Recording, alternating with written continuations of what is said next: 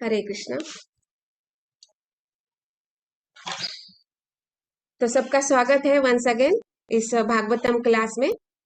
और मैं आप सबका आशीर्वाद चाहती हूँ इस श्लोक को समझाने के लिए। और सबसे विनती है कि मतलब इसमें इस श्लोक को समझाते हुए कुछ त्रुटि हो सकती है मुझसे, क्योंकि मैं अल्प बुद्धि और अज्ञानी हूँ। तो अगर त्रुटि होती है तो प्लीज आप मुझे सब क्षमा कर दीजिएगा। हरे कृष्णा। क्योंकि ये जो श्लोक है ना, बहुत टेक्निकल है। तो यहाँ पे बहुत सारे कैलकुलेशंस वगैरह है। तो हो सकता है इसमें समझाने में त्रुटि हो सकती है। तो ओके, हरे कृष्णा। तो श्लोक इस प्रकार है। उपर अधश्च ये लोका भूमेर्मित्र आत्मजा सते तेषां संस्थां प्रमाणं च भूलोकस्य च वर्णय। हे मित्रा के पुत्र, कृपा करके इस बात का वर्णन करे कि किस तरह पृथ्वी के ऊपर के तथा नीचे के लोक स्थित है, और उनकी तथा पृथ्वी लोकों की प्रमाप का भी उल्लेख करे।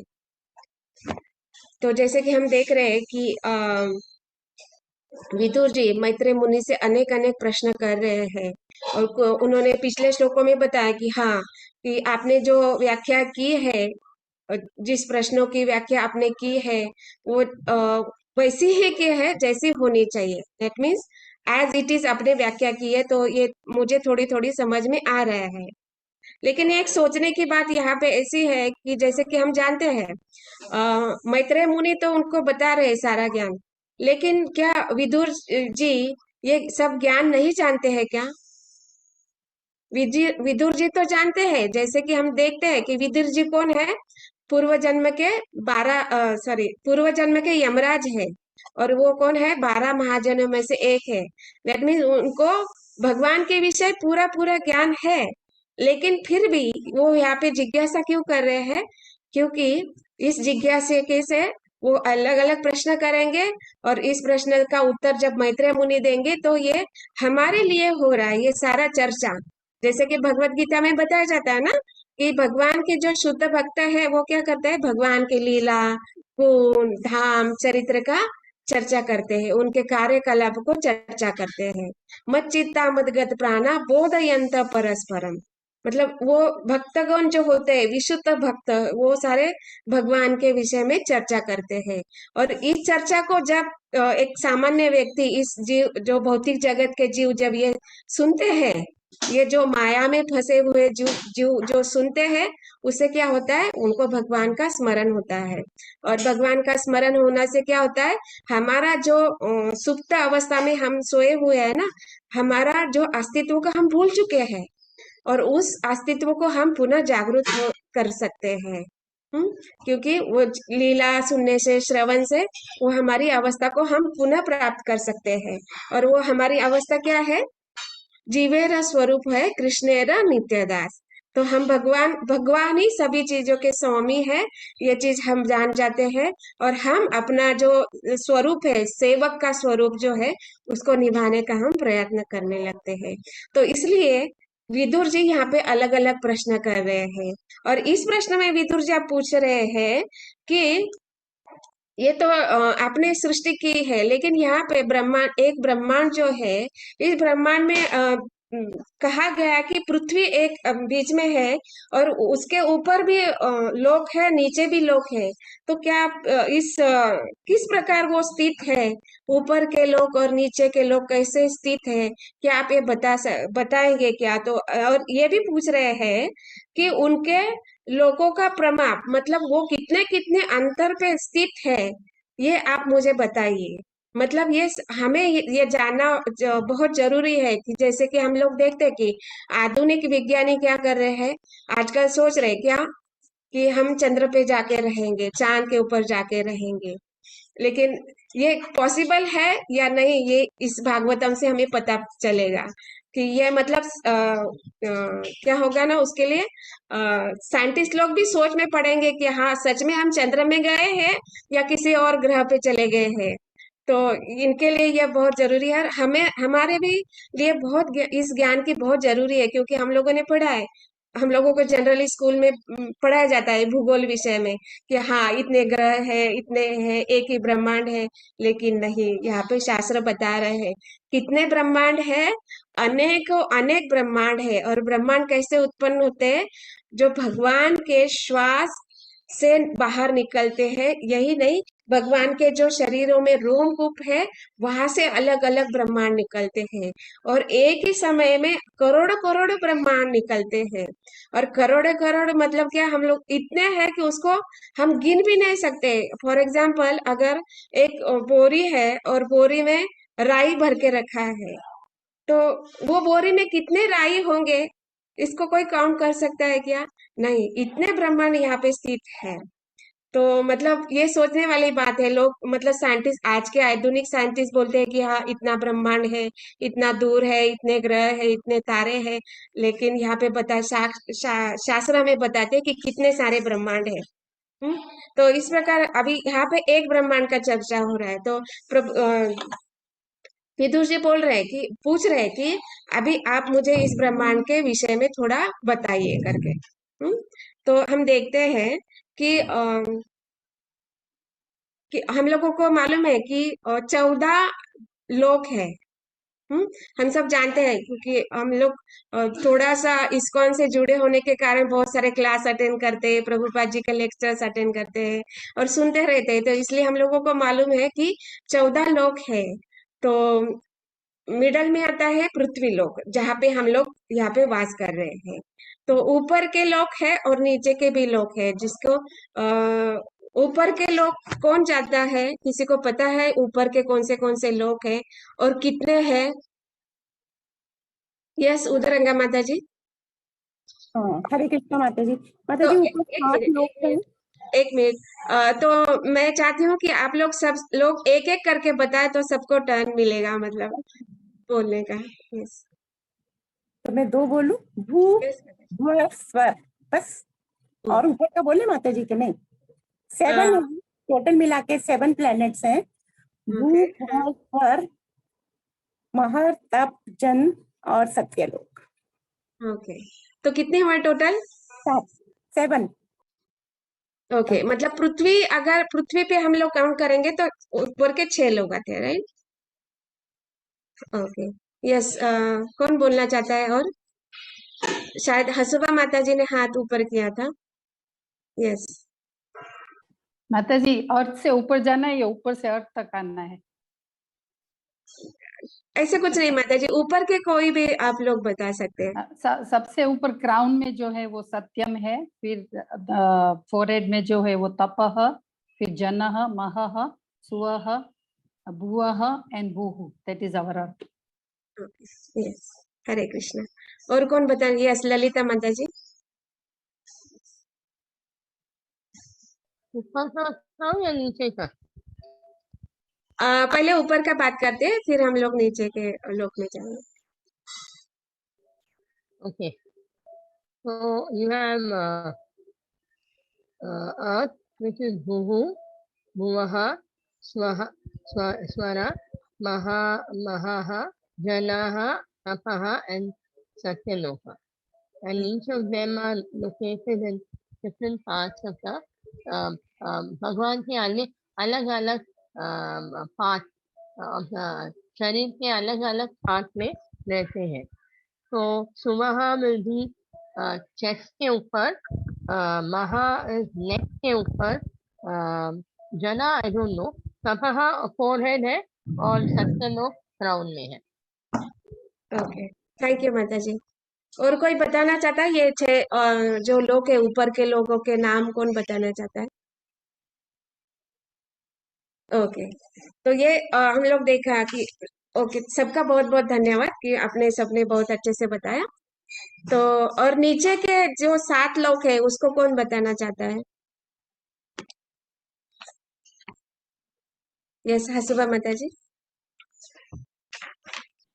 अभी अर्थ से नीचे जाते हैं ना, तो अतल, वितल, सुतल, तलतल, महातल और रसतल, और लास्ट में है पातल। यस, थैंक यू माता जी। यस। ओके। ओके, ध्रुव प्रभु जी आप बताना चाहते हैं? जय वेंकटेश, जय हरि विठल, जय वेंकटेश, जय हरि विठल। अतला विठला सुतला महातला तलाटला महातल एंड पाताल। नीचे के लोग जो राक्षस लोग बलि महाराज रहते हैं, नीचे एकदम नीचे नीचे down side. Thank you Prabhu ji, thank you. तो परम कांति माता जी की आप स्क्रीन शेयर मतलब फोटो दिखा सकते हैं वो? हरे कृष्णा। परम कांति माता जी,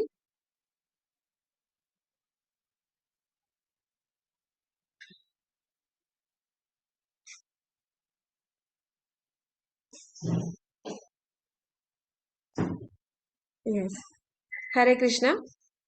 तो यहाँ पे हम लोग देख सकते हैं कि जो मिडल में है ये है भूरलोक, जिसको अर्थ कहा जाता है और जहाँ पे हम लोग स्थित है। सबको दिख रहा है ना? दिख रहा है। हाँ, ओके। तो यह ऊपर के लोग है जो भूरलोक कहा जाता है। वहां पे कौन कौन स्थित होता है? राक्षस एंड घोस्ट। और उसके ऊपर है स्वर्गलोक। वहां पे जो जहाँ पे इंद्रलोक होते हैं और वहां पे देवी देवता वो भी वहां पे वास करते हैं, और कुछ वो राक्षस भी वहां पे रहते हैं। उसके ऊपर है महरलोक। महरलोक में वहां पे सारे महर्षिगण रहते हैं। और जनलोक, जनलोक में जो सेवन सेजेस है, जो सप्तर्षि हम कहते हैं, वो वहां पे रहते हैं। और जो लोग तपस्या वगैरह करते हैं वो तपलोक जाते हैं। और सत्यलोक जो जहाँ पे ब्रह्मा जी वास करते हैं।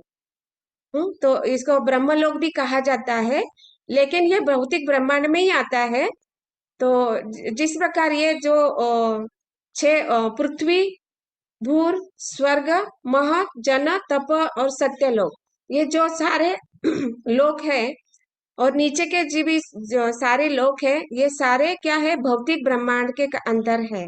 तो इसमें जो 4 प्रकार के दुख है वो तो आने ही वाले हैं। जो 4 प्रकार के दुख क्या है? जन्म, मृत्यु, जरा और व्याधि।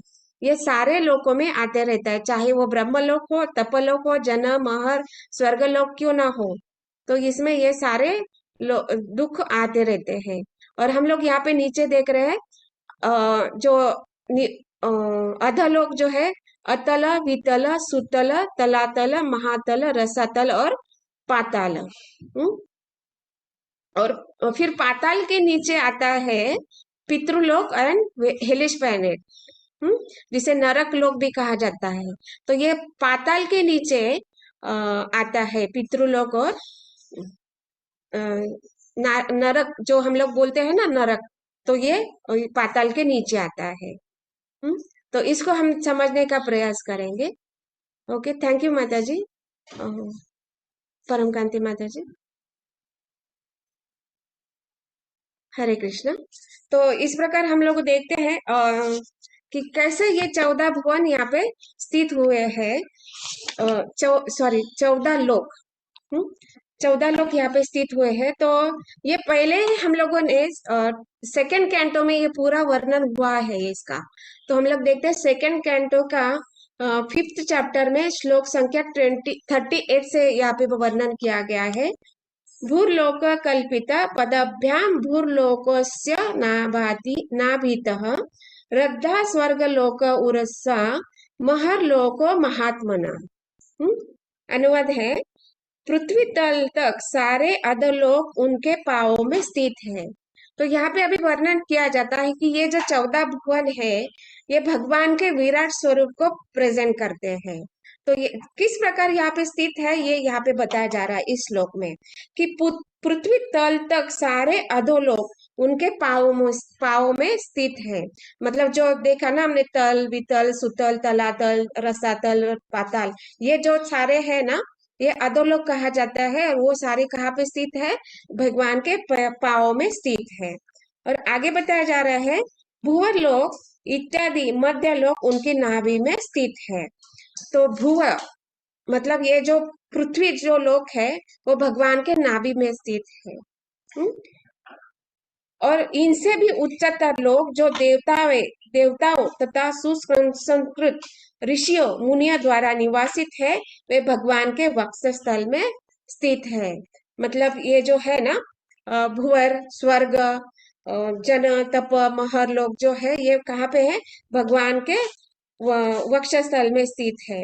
सातवां में प्रभुपाद जी बहुत सुंदर तरीके से बताते हैं कि इस ब्रह्मांड के अंतर्गत 14 लोक है। निम्न ग्रह मंडल भूलोक कहलाते हैं, बीच के भुवर लोक तथा सर्वोच्च ब्रह्मलोक कहलाते हैं। तो यहाँ पे 3 विभाजन किया गया है। क्या है? भूरलोक। भूरलोक मतलब जो पृथ्वी लोक है इसको भूरलोक है, वो मिडल वाला है, सॉरी ऊपर के लोक कहा गया है। भूवर लोक जो मिडल वाला है पृथ्वी लोक, और सर्वोच्च लोक जो है वो ऊपर के लोक कहा जाता है। तो इसको ब्रह्म लोक कहा जाता है। ब्रह्मांड के उच्चतर लोक स्वर लोक कहलाते हैं। तो जो ऊपर के जो लोक है भूवर, स्वर्ग, तप, जन, महर और सत्यलोक, ये जो है ना वो उसको स्वर्ग क्या कहलाते हैं? स्वर्ग लोक कहला जाते हैं। और ये ये जो 14 के 14 है जो सारे भगवान के शरीर में स्थित है। जैसे नीचे के जो है अधोलोक जो है वो भगवान के पैर में है, जो भूर लोक है पृथ्वी है वो भगवान के नाभि में है, और आगे के जो ऊपर लोक ऊपर जो है वक्षस्थल से लेके मुख तक, भगवान के मुख तक वो सारे स्थित है। मतलब जो लास्ट में आता है ब्रह्मलोक वो भगवान के सर के रिप्रेजेंट करता है, सर को रिप्रेजेंट करता है। तो इस प्रकार देखते हैं कि सारे लोग जो है ये भगवान से ही रिलेटेड है। मतलब हम चाहे भौतिक जगत में हो या आध्यात्मिक जगत में हो, भगवान से हम अलग नहीं हो सकते। तो चाहे किसी भी लोक में क्यों ना हो, हम भगवान से हमेशा जुड़े रहने वाले हैं। तो आगे के श्लोक में बताया गया है कि भगवान के विराट रूप के वक्षस्थल से गर्दन तक के प्रदेश में जनलोक और तपोलोक स्थित है। तो यहाँ पे डिटेलिंग दिया जाता है कि जैसे अभी विदुर जी पूछ रहे हैं ना कि आप मुझे प्रमाप के बारे में बताइए, तो यहाँ पे बता रहे हैं कि विराट रूप के वक्षस्थल से लेकर गर्दन तक, मतलब चेस्ट से लेकर गर्दन तक क्या पे स्थित है? जनलोक तथा तपोलोक स्थित है। मतलब जो लोग यहाँ पे अच्छे कर्म करते हैं, तप करते हैं, वो जनलोक और तपोलोक में जाते हैं। दैट मीन्स वो भगवान के जो विराट रूप है वहां पे उनके वक्षस्थल में और गर्दन में स्थित हो जाते हैं। और ये उसके बाद आता है सर्वोच्च लोक जो सत्यलोक कहा जाता है। और सत्यलोक में कौन रहते हैं? कौन है सत्यलोक के? ब्रह्मा जी, ब्रह्मा जी।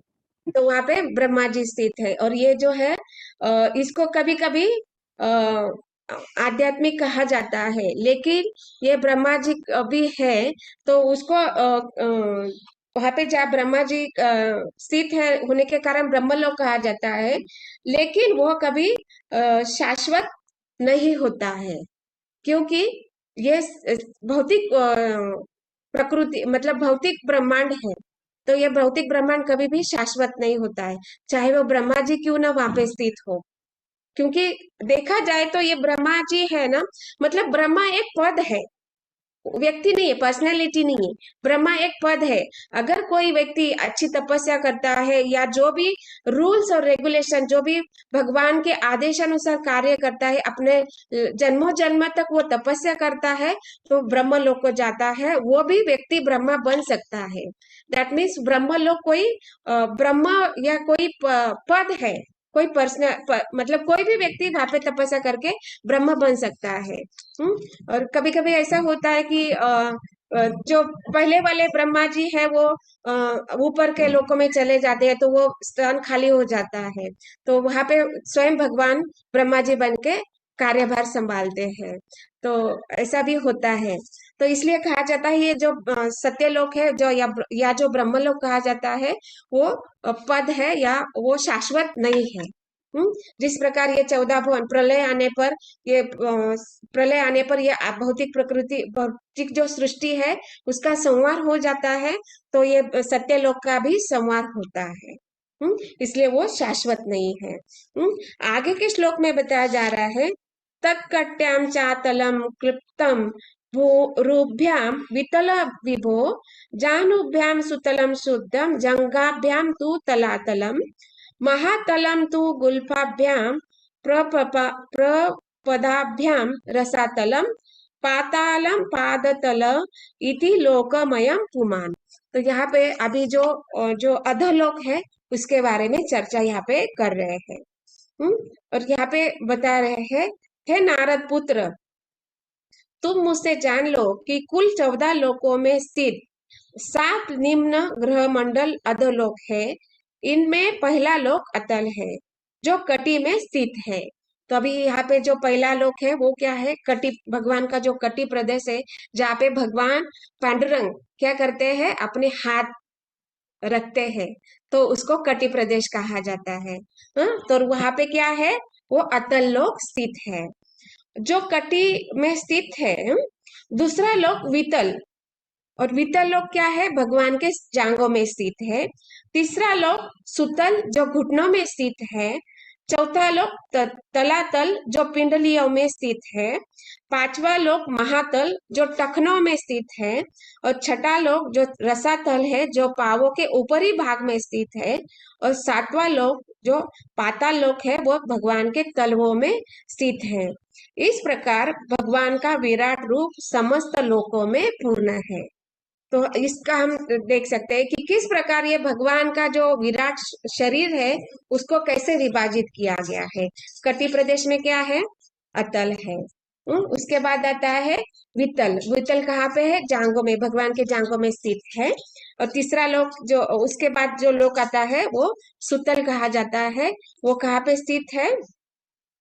भगवान के पिंडलियों में, सॉरी, हाँ हाँ, और घुटनों सॉरी, में माता जी, हाँ, घुटनों में, हाँ, घुटनों में। जो तीसरा लोक है सुतल है वो घुटनों में स्थित है। और चौथा लोक है जो तलातल है वो पिंडलियों में स्थित है। पांचवा लोक है महातल जो टखनों में स्थित है।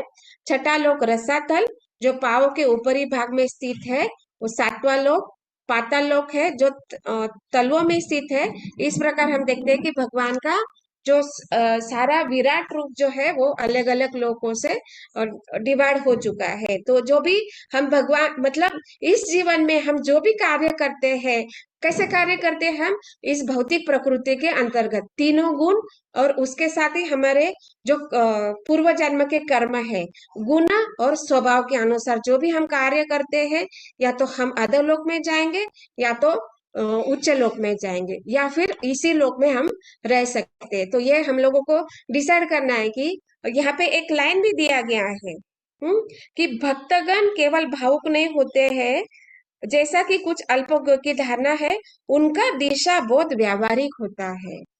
तो दिशा बहुत व्यावहारिक होना बहुत जरूरी है। हाँ, तो दिशा बहुत, मतलब हम किस दिशा में जाना है? ऊपर की दिशा में जाना है या नीचे की दिशा में जाना है, ये हमें डिसाइड करना होता है। हाँ, तो इसलिए जो और दिशा बताया गया, और बोध, बोध मतलब ज्ञान यहाँ पे रिप्रेजेंट करता है। मतलब हमें इस प्रकार ज्ञान होना चाहिए कि हमें किस दिशा में जाना चाहिए। मतलब अगर मुझे मुंबई जाना है और मैं टिकट खरीदती हूँ, भले मैं टिकट मुंबई का ले लिया, लेकिन मैं अहमदाबाद जाने वाली ट्रेन में बैठ गई, तो मैं मुंबई जाऊंगी क्या? नहीं। तो इसी प्रकार हमें डिसाइड करना होता है कि भले हम इस जगत में हैं, हम गुरु के सानिध्य में क्यों ना हो, लेकिन अगर उनके मार्गदर्शन में कार्य नहीं कर रहे तो हमारा डेस्टिनेशन वहां पे हम नहीं पहुंच सकते हैं। तो इसी प्रकार यहाँ पे बताया जा रहा है कि हमें दिशा बहुत, हमें अपने आचरण, व्यावहारिक, मतलब प्रैक्टिकल जिसे कहा जाता है। तो इसलिए कहा जाता है कि एक तात्पर्य में बहुत सुंदर श्लोक यहाँ पे प्रभुपाद जी बता रहे हैं, यस्मिन विज्ञाते सर्वमेवं विज्ञातम भवति। तो ये क्या है? एक वैदिक स्रोत है, स्तोत्र है। जो वैदिक ज्ञान है ये बहुत बड़ा भंडार है। इसको समझना मतलब इस बुद्धि के लिए थोड़ा कठिन है। तो यहाँ पे एक श्लोक दिया गया है, और ये श्लोक क्या करता है?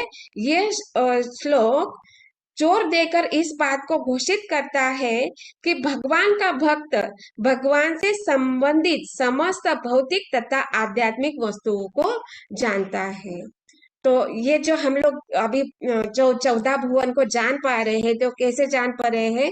क्योंकि ये भगवान का जो भक्त है हमारे ऊपर कृपा करते हैं। तो भगवान के भक्त जो शुद्ध भक्त है, जो गुरु है, ये हमारे ऊपर कृपा करते हैं और इस कारण हम ये जान पा रहे हैं। जैसे कि हम लोग यहाँ पे आज बैठ रहे हैं और चर्चा कर रहे हैं, ये सारा क्या है? ये भगवान की कृपा है, ये गुरु की कृपा है और ये गुरु की कृपा के कारण ही हम लोग बोल पा रहे हैं या सुन पा रहे हैं और इस क्लास में हम लोग यहाँ पे बैठ रहे हैं। हाँ, तो ये जब तक ये भगवान की कृपा और गुरु की कृपा नहीं होते तब तक ये कोई बात समझ नहीं सकते। ये शास्त्र क्या है, इसको हम लोग 14 भुवन किस प्रकार स्थित है या हम लोग उसको कैसे जाने, और ये गर्भोदकशाही विष्णु, क्षीरोदकशाही विष्णु, ये भौतिक प्रकृति, ये माया, ये अज्ञान ज्ञान, ये हम लोग नहीं समझ सकते हैं। इसलिए यहाँ पे कहा जाता है कि हमें गुरु के मार्गदर्शन में होना बहुत आवश्यक है और जिस प्रकार गुरु मार्गदर्शन करते हैं उसी प्रकार हमें ज्ञान प्राप्ति करनी आवश्यक है। नहीं तो फिर मतलब ऐसे भी होता है ना कि गुरु मार्गदर्शन कर रहे हैं लेकिन हम उसको उनको फॉलो नहीं कर रहे हैं, उनका मार्गदर्शन थे, तो हम उस डेस्टिनी हम अपने स्थान पर नहीं जा सकते हैं। और हमारा स्वरूप क्या है? जीवेर कृष्ण, जीवेर स्वरूप है कृष्णेर निस्तेदास। अगर गुरु के मार्गदर्शन में हम कार्य नहीं करेंगे तो हमारा स्वरूप को हम जान नहीं पाएंगे। और इसलिए यहाँ पे बताया जा रहा है कि भगवान के जो भक्त है वो क्या करते हैं? भगवान से संबंधित समस्त भौतिक तथा आध्यात्मिक वस्तुओं को जानता है। तो भगवान के जो आध्यात्मिक लोक है उसके बारे में भी वो जानता है और भगवान का जो भौतिक लोक है उसके बारे में जानता है। अभी ये 14 भुवन है, ये कौन से इसमें आता है? भौतिक में आता है या आध्यात्मिक में आता है? भौतिक में माता जी। यस, हाँ। तो मतलब ये भौतिक जगत में है और ये जब भगवान प्रलय करते हैं तो ये नष्ट हो जाता है। और आध्यात्मिक कौन सा लोक है? हम गाते भी है सुबह में दर्शन आरती के टाइम में। कौन सा है आध्यात्मिक लोक जो हमेशा हमेशा के लिए रहने वाला है? गोलोक वृंदावन। यस, गोलोक वृंदावन। और उसको क्या कहा जाता है? यस, आशा माता जी। यस, वो कैसा धाम है? वो धाम का वर्णन कहा जाता है, ब्रह्म संहिता में आता है। कैसा है वो धाम? चिंतामणि। चिंतामणि प्रकर सद्वसु हाँ, वो धाम कैसा है? चिंतामणि धाम है। चिंतामणि से। अब ये हम लोगों को कैसे मालूम पड़ा कि भगवान का धाम है और वो चिंतामणि है? कैसे मालूम पड़ा? क्योंकि हम गुरु के मार्गदर्शन में हम लोग यहाँ पे भगवत गीता भागवतम का हम यहाँ पे पठन श्रवण कीर्तन कर रहे हैं। गुरु महाराज कीर्तन कर रहे हैं, प्रभुपाद जी कीर्तन कर रहे हैं। ये जो भगवत गीता या जो भागवत है ये कीर्तन है। और इसको हम श्रवण कर रहे हैं, सुन रहे हैं, उसका अध्ययन कर रहे हैं। इसलिए हम लोगों को ये पता चल रहा है कि हाँ, ये 14 लोक जो है ये भौतिक है और इसका नाश होने वाला है। हम चाहे कितना क्यों न प्रयत्न कर ले, ये हमेशा के लिए नहीं रहने वाला है। और ये जो भगवान का धाम है गोलोक वृंदावन है, वो चिंतामणि धाम है। और चिंतामणि धाम के बारे में क्या कहना, ये तो स्वयं ब्रह्मा जी वहां पे ब्रह्म संहिता में वर्णन कर रहे हैं। तो ये कैसे होता है? ये भगवान के शुद्ध भक्तों के मार्गदर्शन में हम इसको समझ सकते हैं। और प्रभुपाद जी एक सुंदर लाइन वहां पे बता रहे हैं कि भक्तगण केवल भावुक ही नहीं होते हैं जैसा कि कुछ अल्पज्ञ की भ्रांत धारणा है। तो यहाँ पे बताया जा रहा है कि जो भक्तगण है, जनरली बाहर के लोग सोचते हैं हाँ ये क्या हरे कृष्णा वाले बस दिन भर हरे कृष्णा करते रहो और बस वहां पे कीर्तन करते और इतना सारा भोग करते, प्रसाद खाते, नाचते गाते, ये कैसी भक्ति है? ये जनरली ये लोगों का सोचता है। मतलब वो सोचता है कि वो हमारी भावुकता है, लेकिन ये ऐसा है क्या? नहीं, क्योंकि हम जानते हैं भगवान क्या है, स्वामी है और हम उनके सेवक हैं। तो जो कुछ भी हम कार्य करते हैं भगवान को केंद्र बिंदु रख के करते हैं। तो हम जब भोग करते हैं मतलब जो प्रसाद ग्रहण करते हैं वो क्या होता है? पहले भगवान को अर्पित किया जाता है, भगवान उसको स्वीकार करते हैं और हम जो महाप्रसाद के रूप में उसे स्वीकार करते हैं। लेकिन ये चीज भौतिक जगत के जो लोग हैं, जो मायावादी है, दार्शनिक है, वो ये चीज को नहीं जानते हैं। लेकिन उनको जो ऊपर ही जो दिख रहा है उसको ही वो सही मानते हैं, लेकिन ऐसा नहीं है। जो भगवान के भक्त है वो पूरी तरह जानते हैं कि हमें क्या करना है और क्या नहीं करना है। जैसे कि अभी इसका साक्षात उदाहरण हम लोग देखते हैं।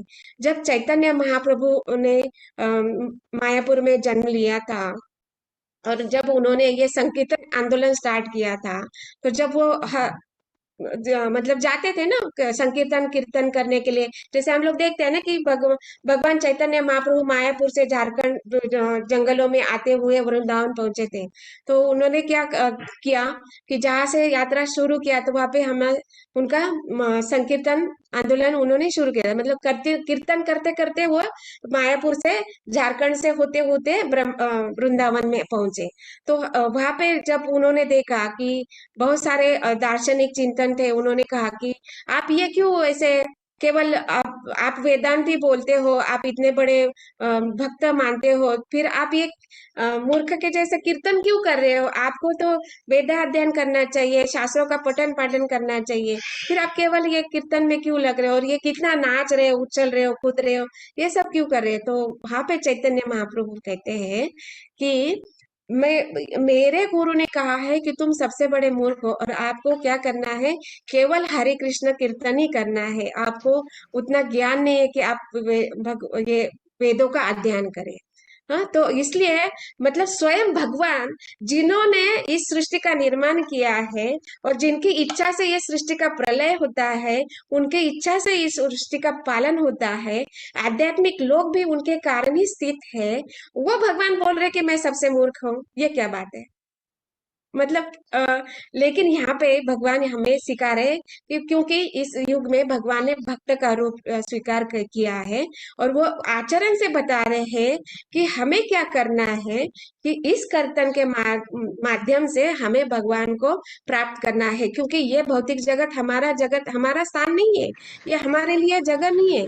ये तो हम भगवान से विद्रोह करके आए ना, हमने इच्छा किया कि आप कैसे स्वामी हो, हमें भी स्वामी बनना है, तो भगवान ने बोला जाओ भौतिक जगत में जाओ, स्वामी बनो, जो करना है करो, लेकिन वहां पे फंसना नहीं है, आपको वापस आना है। और भगवान ने क्या किया कि कैसे आना है, ये मार्ग दिखाने के लिए भगवान स्वयं आए, क्योंकि भगवान बोलते हैं ना परित्राणाय साधुनाय नम क्या है वो श्लोक, परित्राणाय साधूनां विनाशाय च धर्म संस्थापनार्थाय संभवामि युगे युगे।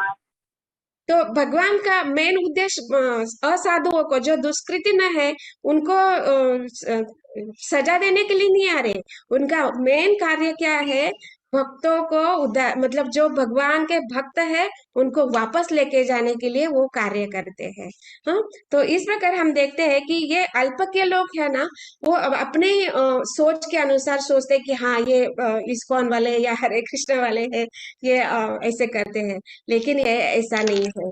तो ये चैतन्य चरित्रामृत में बताया गया है, चैतन्य चरित्रामृत की आदि लीला अध्याय 1 में श्लोक संख्या 102 में बताया गया है कि स्वयं चैतन्य महाप्रभु और नित्यानंद प्रभु बद्ध जीवों के 5 प्रकार के अज्ञान को दूर भगाते हैं। और ये इस जो 5 प्रकार के अज्ञान है, ये कहाँ पे आता है, महाभारत के उद्योग पर्व में आता है। और श्लोक संख्या भी दिया गया 43 श्लोक में बताया गया कि 5 प्रकार के अज्ञान होते हैं, जिसके कारण बद्ध जीव जो होता है वो अपने ही मानसिक चिंतन या दार्शनिक चिंतन से सोचता है कि क्या क्या सोचता है। ये 5 प्रकार के अज्ञान इस प्रकार का वर्णन हुआ है। महाभारत के उद्योग पर्व में चैतन्य महाप्रभु तथा नित्यानंद प्रभु बद्ध जीवों के 5 प्रकार के अज्ञान को दूर भगाते हैं। महाभारत में उद्योग पर्व के 43 अध्याय में अज्ञान के इन 5 प्रकारों का वर्णन हुआ है। ये है, पहला है शरीर को ही आत्मा मानना, ये पहला अज्ञान है। दूसरा अज्ञान बताया जाता है भौतिक इंद्रिय तृप्ति को चरम सुख मानना, मतलब अपने ही इंद्रिय तृप्ति के लगे रहना और वही अपना अंतिम लक्ष्य है, ये सोचना दूसरा प्रकार का अज्ञान है।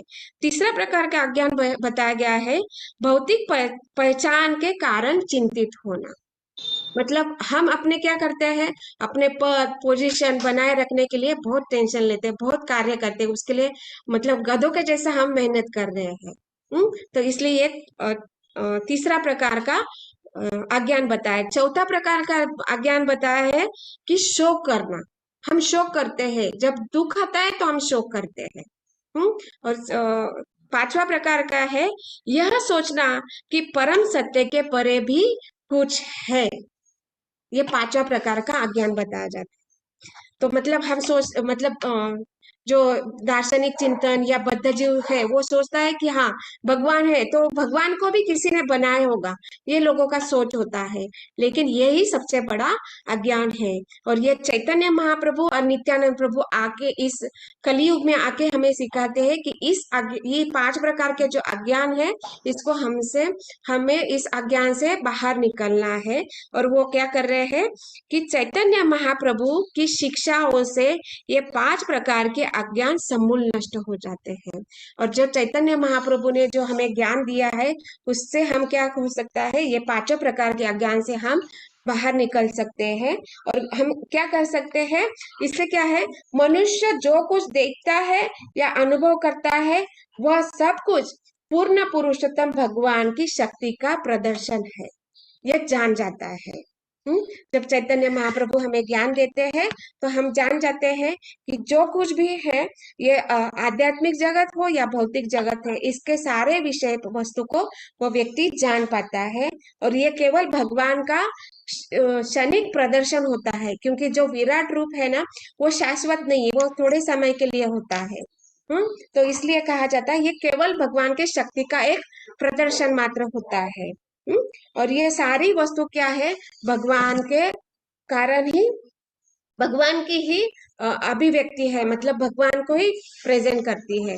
तो ये जो वस्तु है हमें ज्ञान के द्वारा प्राप्त हो सकती है। और ये जो चैतन्य चरित्रामृत मतलब भगवान चैतन्य महाप्रभु ने, नित्यानंद प्रभु ने जो हमें ज्ञान दिया है उसके कारण हम जान पाते हैं कि ये लोग सारे 14 लोग क्या है, आध्यात्मिक जगत क्या है और हम किस प्रकार कार्य कर रहे हैं ये हम जान सकते हैं। और इस प्रकार हम क्या करते हैं, उनका जो भक्त कौन है वो डिसाइड करते हैं कि उनका दिशा, किस दिशा में हमें प्रगति करना है, किस दिशा में कार्य करना है, वो डिसाइड कर लेते हैं। और क्योंकि उनके क्या है, बोध हो चुका है, उनको ज्ञान हो चुका है कि हमें कृष्ण भावनामृत में रह के ही कार्य करना है, क्योंकि हमारा डेस्टिनेशन क्या है, गोलोक वृंदावन धाम, जो शाश्वत है, जो हमेशा रहने वाले है। और वहां पे हमें क्या करना है, भगवान के साथ हमेशा के लिए आनंद, भगवान के जो लीला है उसमें हमें ये करना है, मतलब सम्मिलित होना है। ये जब ज्ञान हो जाता है वो उससे वो डिसाइड, उनका दिशा हो जाता है, ज्ञान हो जाता है, तो वो फिर व्यवहारिक मतलब प्रैक्टिकली वो जो लाइफ यहाँ पे जी रहे हैं, तो भले ही एक भक्त है उसका साधारण कार्य यही दिखता है ना, वो खा रहा है, बाजार से सब्जी ला रहा है और वो मतलब खा रहा है, जो भी अन्य पदार्थ बना के खा रहा है। लेकिन इसमें सूक्ष्म तत्व क्या है कि वो भगवान को अर्पित करने के बाद महाप्रसाद के रूप में खा रहा है। लेकिन एक जो अल्पज्ञानी है वो क्या सोच रहा है, अरे वो तो हमारे जैसे कार्य करता है ना, वो जाता है सब्जी लेके आता है, पकाता है और खाता है। हाँ, लेकिन नहीं, यहाँ पे बहुत सारे सूक्ष्म तत्व है। तो इसलिए ये जो अल्पज्ञानी है वो भ्रमित हो जाते हैं, उनको समझ में नहीं आता है कि ये भक्त लोग हैं, हमारे जैसे कार्य कर रहे हैं, लेकिन हमेशा उनके मुख में देखो तो हमेशा प्रसन्न रहते, हमेशा आनंदी रहते। तो ये क्या सीक्रेट है?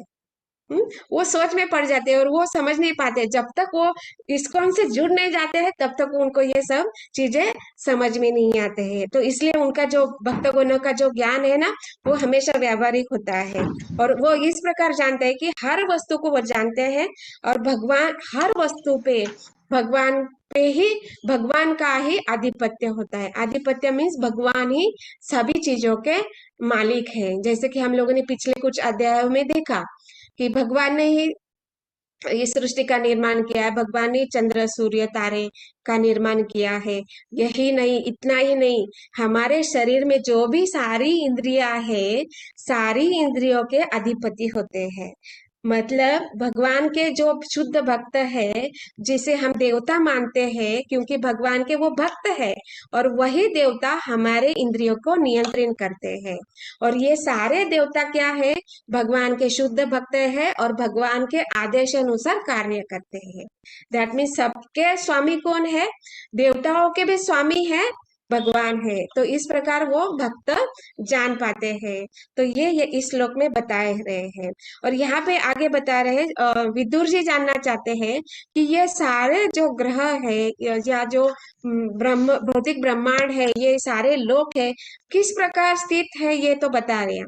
लेकिन ये इसका प्रमाप या जो मेजरमेंट है, ये सारे जो है ना भागवतम के 5वें स्कंद में सब हम लोगों को इसका डिटेल वर्णन आगे आगे मिलेगा। तो ये थोड़ा गहन विषय है। तो ये इसका हम जैसे जैसे आगे जाएंगे तो ये हम लोग इसका ज्ञान मिल पाएगा। लेकिन यहाँ पे इस पृथ्वी लोक का जो अधोलोक है, उच्च लोक है, पृथ्वी लोक है, इसका यहाँ पे हम लोगों ने चर्चा किया है। तो मैं समझ पाती हूँ कि मैं आशा करती हूँ कि आपको मैं समझाने का जो प्रयास किया वो आप थोड़ा समझ पाए हैं। तो आपका बहुत बहुत धन्यवाद। हरे कृष्णा। ग्रंथराज श्रीमद् भागवतम की जय। जय। श्रील प्रभुपाद की जय। सब भक्तों की जय।